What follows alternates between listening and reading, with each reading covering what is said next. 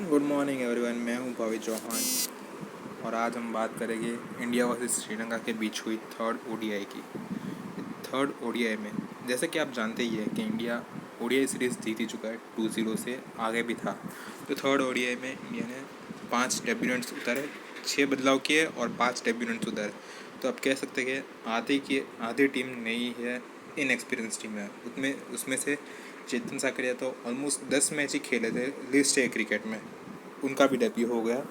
तो debutant players में थे नीतीश राणा, कृष्णप्पा गौतम, राहुल चहर, चेतन साकारिया और संजू सैमसन। तो पूरी की पूरी बॉलिंग लाइनअप ही चेंज कर दी थी। अगर हम सेकेंड ओडीआई से कंपेयर करें तो एकदम नई लाइनअप थी और 4 ने तो डेब्यू ही किए थे, 3 ने डेब्यू किए थे बॉलिंग लाइनअप में भी।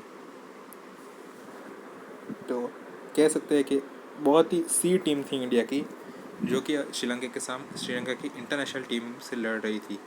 तो इस बार टॉस इंडिया ने जीता, कैप्टन शिखर धवन जीता और बहुत ही ज़्यादा खुश भी हो गए थे। उसके बाद पहली हमारी बैटिंग आई, मतलब पृथ्वी शॉ फिर से अच्छे स्टार्ट के बाद आउट हो गए 49 रन पे। शिखर धवन जल्दी आउट हुए गए थे।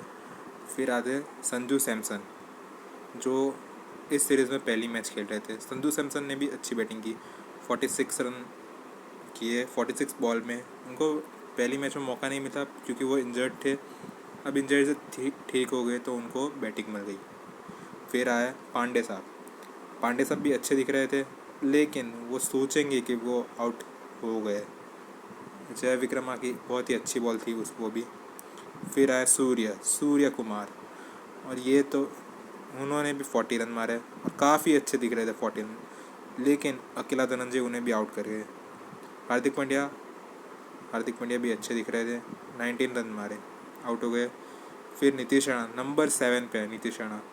नीतीश राणा ने आज तक 1, 2, 3 से ज़्यादा बैटिंग नहीं की पोजीशन पे।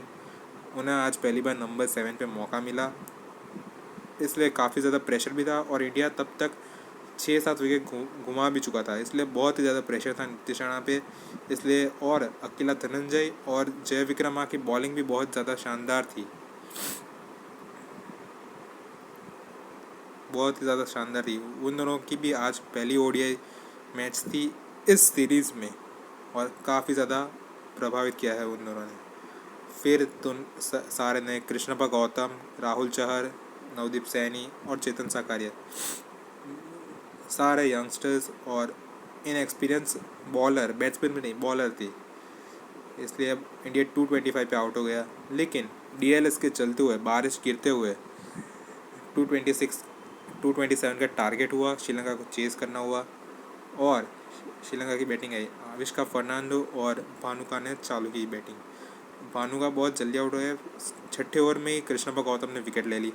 फिर आए राजपक्षा, तब राजपक्षा और फर्नांडो बहुत अच्छी ही बैटिंग कर रहे थे, लेकिन राजपक्षा को चेतन साकारिया ने आउट किया।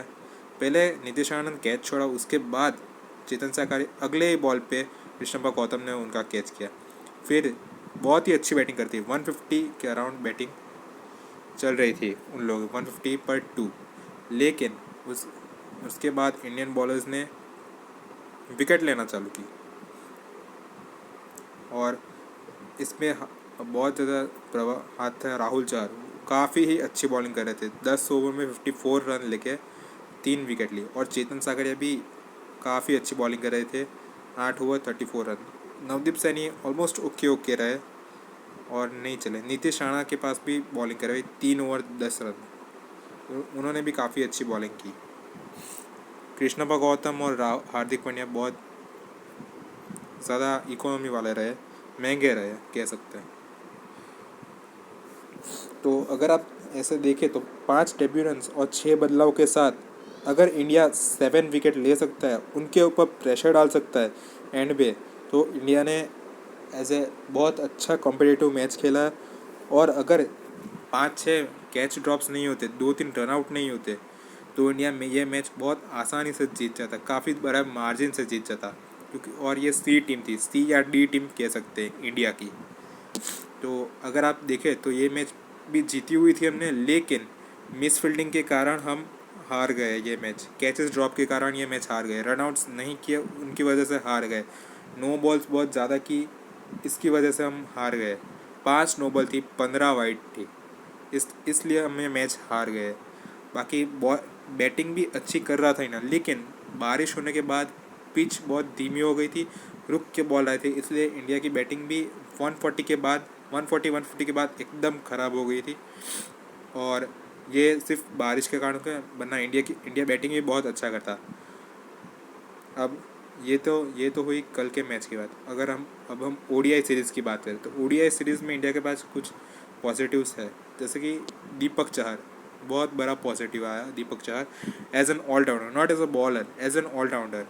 एज अ बॉलर उनकी एबिलिटी है स्टार्टिंग में विकेट लेना, लेकिन दीपक चहर ने 2 मैचेस खेले, दोनों में पुराने बॉल से विकेट ली, ये बहुत बड़ा पॉजिटिव है। और as a batsman Deepak Chahar as a batsman भी बहुत ज़्यादा अच्छे दिखे सेकेंड ओडीआई में, एक ही बार बैटिंग मिली और बहुत अच्छी तरह से उन्होंने बैटिंग वो की है। फिर दूसरा पॉजिटिव है सूर्य कुमार यादव। सूर्य कुमार यादव अभी अभी उनका भी ओडीआई डेब्यू सीरीज़ है। 3 मैच खेले, तीनों मैच बहुत अच्छी तरह से गए। पहली मैच 30 रन 150 की स्ट्राइक, दूसरी मैच 50 और तीसरी मैच में भी 40 रन मारे जब पिच बहुत ख़राब थी। इसलिए वो डिज़र्व भी करते हैं ओडीआई सीरीज़ के प्लेयर ऑफ द मैच बनने के लिए, प्लेयर ऑफ द सीरीज़ बनने के लिए। तो सूर्या बहुत बड़ा पॉजिटिव है इस सीरीज़ से, और उन्होंने अपनी पर्ची T20 वर्ल्ड कप में डाल दिया, और वो खेलेंगे भी नंबर 3 या नंबर 4 पोजीशन में एज़ पर मी। और शायद मेरे हिसाब से श्रेयस अय्यर और उनके बीच में बैटल रहेगा थोड़ा बहुत कि कौन खेलेगा, और चॉइस कप्तान और कोच के ऊपर है कि वो क्या करेंगे। फिर उसके बाद तीसरा पॉजिटिव है Bhuvneshwar Kumar is back in the form. उन्होंने पहली मैच बहुत ही ख़राब रही क्योंकि इंजरी से हार गए, और सेकंड मैच में 3 महत्वपूर्ण विकेट ली भुवनेश्वर कुमार ने, और कह सकते हो वो बैक इन फॉर्म है और T20 वर्ल्ड कप खेलने के लिए एकदम तैयार है। फिर राहुल चहर T20 में खेल चुके हैं और बहुत ही ज़्यादा अच्छा प्रदर्शन कर चुके हैं। आज उन्हें भी मौका मिला, बैटिंग भी ठीक ठाक की उनके नंबर के हिसाब से, 25 बॉल में 13 रन, और बॉलिंग एकदम लाजवाब की। पहली मैच थी, 3 विकेट ली, उनको बैट्समैन को भी समझ नहीं आ रहा था, और उनके कैच ड्रॉप्स हुए, इसलिए नहीं तो 5 पर उनका भी हो जाता राहुल चहर का। ये थी एक और चेतन सकारिया 10 मैच खेला था चेतन सकारिया, और आज भी उन्होंने काफ़ी बढ़िया बॉलिंग की। चेतन सकारिया 2 विकेट ली, स्टार्टिंग में उनको सिर्फ 2 ही ओवर की, लेकिन पुरानी गेम से जब बॉलिंग करने की बारी आई तो एक तो उनका कैच ड्रॉप हो गया था, उसके बाद उन्होंने एक दूसरे ही बॉल पे विकेट भी ले ली, और 2 विकेट बाद में चिटकाई चेतन सकारिया, ये एक अच्छा पॉजिटिव था। और अगर आप देखें तो ये टीम में भी इंडिया के पास बेंच स्ट्रेंथ बहुत ज़्यादा है, तो अगर इंडिया 4 टीम एक साथ खिलाना चाह सकता है तो इंडिया खेल सकता है, उतनी ज़्यादा बेंच स्ट्रेंथ इंडिया के पास हो गई थी। और अगर आप देखें थोड़े बहुत वीक पॉइंट्स रहे, एक तो पृथ्वी शॉ को तीनों मैच में चांस मिला, 2 मैच में वो 40 रन मार चुके थे, लेकिन उसके बाद वो ज़्यादा रन नहीं बना पाए। ये एक मुझे वीक पॉइंट लगा पृथ्वी शॉ को, जिस पे उन्हें काम करना चाहिए। वो शॉट्स तो एकदम अच्छे मारे हैं, एकदम वीरेंद्र सहवाग के जैसे शॉट मारते हैं, एकदम बिना कोई एफर्ट के मारते ऐसा लगता है, लेकिन वो बड़ी मैच नहीं खेल, बड़े रन ज़्यादा रन नहीं मार रहे, ये एक सब प्रॉब्लम है पृथ्वी शॉ के साथ अभी।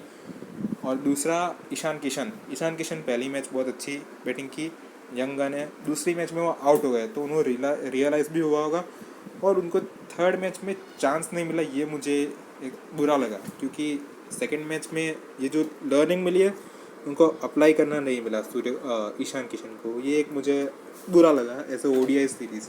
ये भी उन्हें सीखना पड़ेगा, उन्हें ज़्यादा चांसेस नहीं मिले, मुझे ऐसा लग रहा है। और एक हार्दिक पांड्या की सीरीज़ एकदम ओके रही, 2 मैचेस में बैटिंग मिली, ये पहली मैच 0, दूसरी मैच 19 रन, अच्छी बैटिंग कर रहे थे लेकिन आउट हो गए। और बॉलिंग तो हार्दिक पांड्या की उनके लेवल के हिसाब से बहुत बुरी रही है, इसलिए हार्दिक पांड्या के लिए ये सीरीज़ ओके रहा है। और कुलदीप यादव को चांसेस कम मिले हैं कम बैक के लिए, मुझे ये लग रहा है, क्योंकि आई थिंक कुलदीप यादव को थर्ड मैच खिलाना चाहिए था, क्योंकि उनके लिए कमबैक बहुत ज़्यादा ज़रूरी है। और इंडिया के लिए भी ये कमबैक बहुत ज़्यादा ही कुल-चाक की जोड़ी बहुत ज़्यादा ज़रूरी है। लेकिन अभी मुझे देख के ऐसा लग रहा है कि वो टाइम जल्दी आएगा जब दीपक राहुल चहर और युजवेंद्र चहल एक साथ बॉलिंग करेंगे। राहुल चहर के पास एक टैलेंट है कि उनके बॉल जब गिरती है तब थोड़ी स्पीड होती है, ज़्यादा तेज़ आती है उनकी बॉल और टर्न भी होती है उनकी बॉल, इसलिए आई थिंक राहुल चहर की चांसेस ज़्यादा है और वो बॉलिंग भी एकदम लाइन और लेंथ को देख कर रहा है। इसलिए आई थिंक राहुल चहर और युजवेंद्र चहल जल्द ही एक साथ बॉलिंग करते दिखेंगे। और ये भी एक बहुत बड़ी बात, अच्छी बात होगी इंडिया के लिए।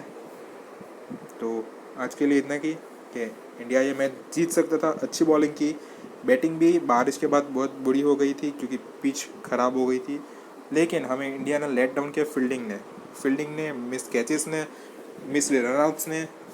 ये एक इसकी वजह से इंडिया 3-0 नहीं कर पाया और 2-1 पे ही रह गया, नहीं तो पूरा श्रीलंका को वाइट वॉश कर देंगे। सो ये थी इंडिया की बेंच स्ट्रेंथ और पॉइंट्स और डी मैच। Thank you.